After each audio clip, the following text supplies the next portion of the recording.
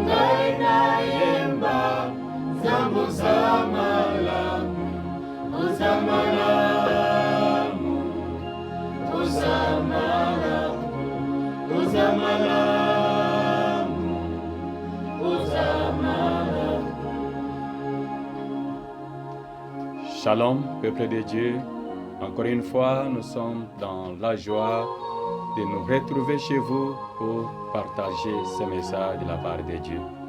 Et comme d'habitude, avant toute chose, on va passer un petit moment de prière. Père très saint, nous voulons te dire un grand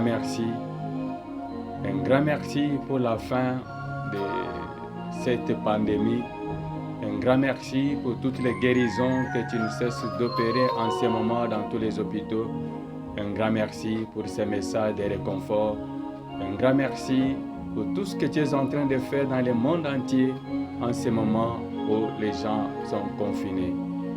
Que tout soit pour ta gloire dans le nom puissant de Jésus-Christ.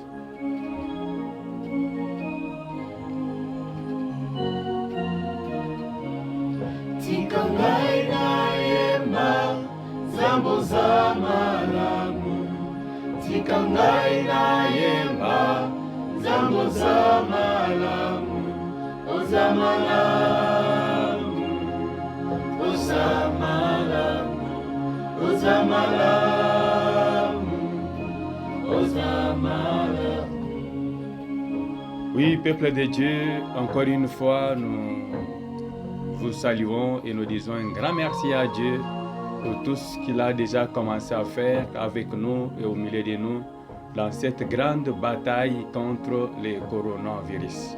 Gloire à Dieu, parce que partout dans le monde entier, nous sommes en train de remporter des grandes victoires et le Covid est en train de reculer, preuve que Dieu est déjà à l'œuvre. La fois passée, nous avons parlé sur la puissance de la parole déclarée dans ces combats contre le coronavirus, et je suis convaincu que cela a aidé des milliers de gens à travers le monde entier qui suivent ces messages. Et ce matin, nous voulons continuer sur le même thème, mais en partageant un autre sous-thème que nous avons intitulé l'impact de la parole déclarée. Peuple de Dieu, pour bien comprendre ce sous-thème, nous voulons lire quelque chose dans la Bible, dans l'Épître aux Hébreux, premier chapitre. Nous allons lire les versets 2 et les versets 3. Hébreux, chapitre 1er, du 2e au 3e verset. La Bible dit, « Dieu, dans ces derniers temps, nous a parlé par le Fils, qu'il a établi héritier de toutes choses, par lesquelles il a aussi créé le monde, et qui, étant le reflet de sa gloire et l'empreinte de sa personne, et soutenant toutes choses par sa parole puissante, a fait la purification des péchés et s'est assis à la droite de la majesté divine dans les lieux très hauts. » Oh, que notre Dieu bénisse sa parole dans le nom puissant de Jésus-Christ. Il y a quelque chose qui nous intéresse dans ces passages que nous venons de lire. C'est le fait que Dieu soutient chaque chose par sa parole toute puissante. Dieu soutient chaque chose par sa parole. Dieu soutient chaque chose par sa parole. Il n'y a rien que Dieu puisse faire si cela n'est pas soutenu par sa parole. Il soutient chaque chose. Il soutient notre santé par sa parole. Il soutient nos finances par sa parole. Il soutient nos vies par sa parole. Il soutient ce monde par sa parole. Il soutient chaque chose par sa parole. Bien-aimés, à la création, la Bible dit, au commencement, Dieu créa les cieux et la terre, mais la terre était informe et vide. L'Esprit de Dieu se mouvait au-dessus des eaux. Dieu a observé pendant longtemps. Il était tout puissant, mais devant lui, il y avait une terre informe et vide. Et pourquoi? Parce que Dieu n'avait encore rien dit. Il n'y avait aucune parole qui était sortie de sa bouche qui pouvait transformer la terre, qui pouvait vu combler les vides là. Puis la Bible dit, Dieu dit que la lumière soit et la lumière fut. Et plus tard, la Bible ajoute et dit que Dieu vit que la lumière était bonne. Donc Dieu a commencé d'abord par parler et après il a vu. Donc ce qu'il a dit, ce qu'il a déclaré, il a fini par voir cela. Donc Dieu ne pouvait pas voir la terre dans sa forme actuelle s'il n'avait pas parlé.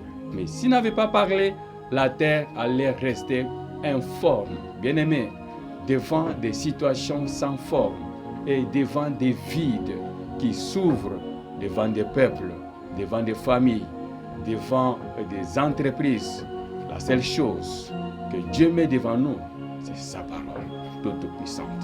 Dieu a parlé, il l'a déclaré, il a dit que la lumière soit, et puis la lumière fut. Et il a vu. Avant de voir, il a parlé. Et la Bible nous dit, le Fils ne fait rien de lui-même. Il ne fait que ce qu'il va faire le Père. Et ce que le Père fait, le Fils le fait aussi pareillement. Dieu veut que sur la terre, le Fils fait aussi la même chose que ce que le Père a fait. Le Père a utilisé la parole pour donner la forme à ce qui était informe. Et le Père veut que le Fils utilise aussi la parole pour donner la forme à ce qui était informe. Devant une situation sans forme, la parole du Fils est très importante, elle est très capitale pour donner la forme à ce qui est informe. La deuxième chose, pour combler les vides, c'est-à-dire appeler à l'existence ce qui n'existait pas. Il y a beaucoup de choses qui n'existaient pas à ce moment-là parce qu'il n'y avait qu'un vide sur la terre, parce que Dieu n'avait pas encore parlé. Mais quand il a parlé, des choses sont apparues, des animaux sont apparus, des autres êtres sont apparus parce qu'il a parlé. On a vu des planètes, des étoiles, et tout ça qui sont apparus parce que Dieu a parlé. Donc, quand Dieu parle, il y a premièrement, sa parole donne la forme à ce qui est informe. La deuxième chose, ça appelle à l'existence ce qui n'existe pas. La troisième chose, sa parole donne la vie aux morts. Comme l'exemple que nous avons vu la fois passée des ossements desséchés. Tout était sec. Et Dieu a dit au prophète, écoute, parle, prophétise sur ces ossements. Prophétise et parle. Et quand le prophète a parlé sur les ossements, il y a eu un bruit, il y a eu un mouvement. Et une grande armée est sortie de là. Pourquoi? Parce qu'il a parlé. Dieu soutient toujours chaque chose par sa parole. Mais qu'est-ce qui fait, qu'est-ce qui donne la force, qu'est-ce qui donne l'impact aux paroles que nous déclarons en tant qu'enfants de Dieu? Qu'est-ce qui fait que ces paroles soient différentes des autres paroles? Qu'est-ce qui fait que ce que Dieu dit, bien ce que ses enfants disent, doit être différent, doit avoir un impact plus que ce que les autres disent? La première chose, c'est la découverte de ce que l'on est par rapport à Dieu. Si on connaît ce que nous sommes par rapport à Dieu, nos paroles auront un impact. Si on est conscient de ce que l'on est par rapport à Dieu, parce que nous ne sommes pas ce que le monde dit que nous sommes. Nous ne sommes pas ce que l'entourage dit que nous sommes. Nous ne sommes pas ce que nos études disent que nous sommes. Nous ne sommes pas ce que nos familles disent que nous sommes. Mais nous sommes en réalité ce que Dieu dit que nous sommes. Et qu'est-ce que Dieu dit que nous sommes?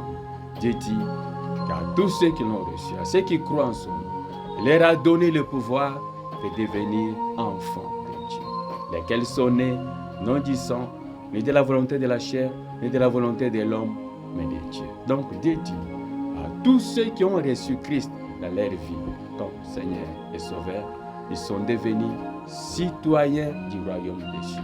Ils sont devenus membres de la famille de Dieu. Ils contiennent l'ADN de la famille royale. Et à cause de cela, ce que le Père a fait, le Père donne autorité et pouvoir au Fils de le faire aussi. Parce que le Fils est l'empreinte du Père. Il est le reflet du Père. Il reflète ce que le Père est. Il est le représentant du Père sur la terre. C'est pour cela que Jésus a dit, vous êtes dans ce monde, mais vous n'êtes pas de ce monde. Gloire à Dieu. Nous sommes dans ce monde. Nous ne sommes pas de ce monde. Nous sommes des citoyens du ciel. Nous sommes la famille royale envoyée sur la terre pour une mission. Voilà pourquoi il y a des choses qui arrivent à tout le monde et qui ne peuvent pas nous arriver à cause de la loi des exceptions. Il faut découvrir ce que vous êtes par rapport à Dieu. Être conscient de ce que vous êtes. La Bible dit que nous sommes les enfants du Très-Haut, membres du corps de Christ. Or, Christ a été placé dans le lieu céleste, au-dessus de toutes choses. Donc, nous sommes avec lui au-dessus du corona, au-dessus de toute épidémie, au-dessus de toute domination, au-dessus de tout ce qui peut être déclaré sur la terre. Voilà pourquoi, quand nous parlons de la part de Dieu, Dieu soutient nos paroles. Dieu soutient toutes choses par les paroles. Nous pouvons changer beaucoup de choses à cause de la parole, à cause de ce que nous sommes. Est-ce que aujourd'hui, le peuple du monde, tous les chrétiens peuvent être conscients de ce qu'ils sont par rapport à Dieu? Parce que tous les chrétiens constituent cette église invisible, cette église que rien ne peut pas vaincre, que le coronavirus ne peut pas vaincre. Bien-aimés, rappelez-vous, quand il y a eu la persécution et que Pierre a été arrêté, placé en prison, l'église a commencé à prier.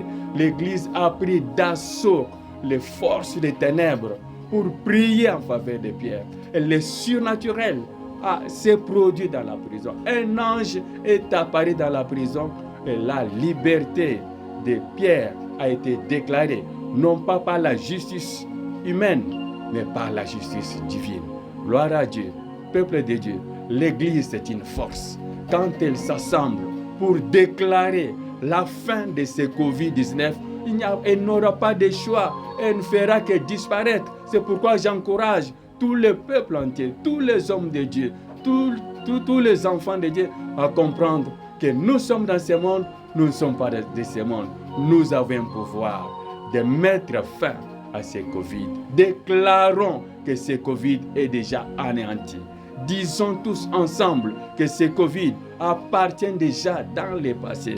Appelons à l'existence la réouverture de tout ce que ce Covid avait fermé.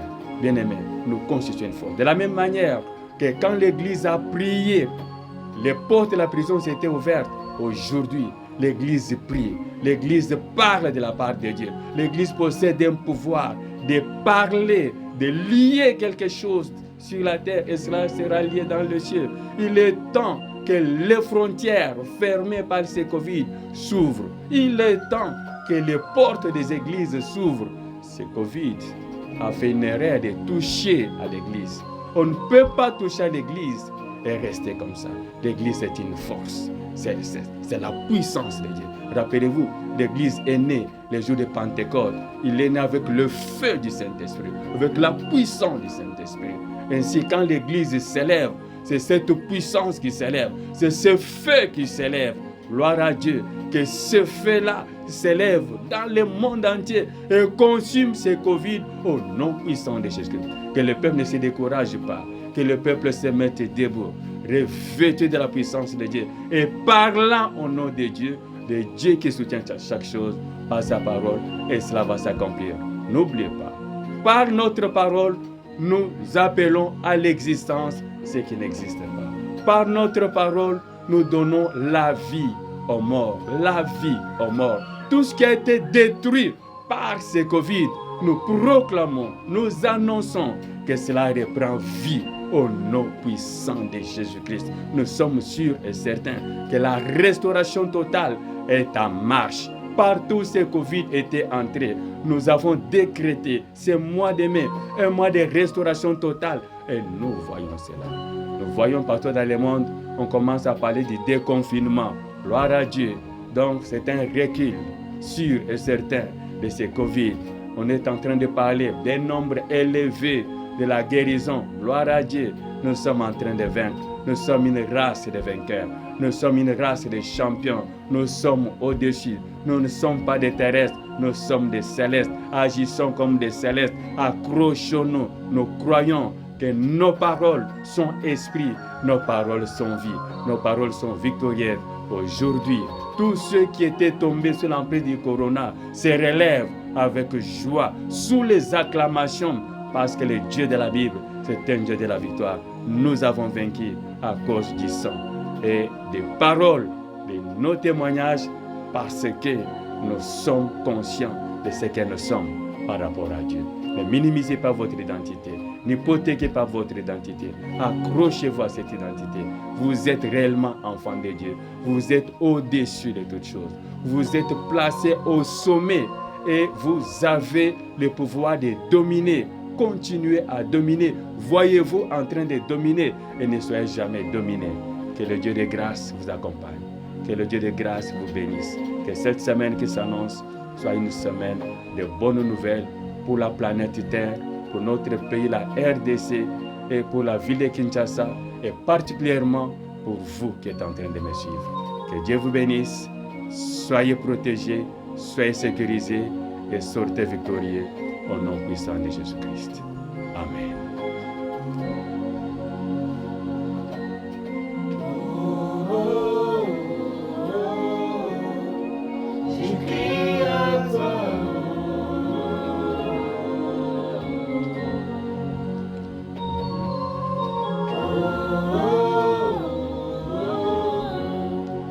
Je crie à toi.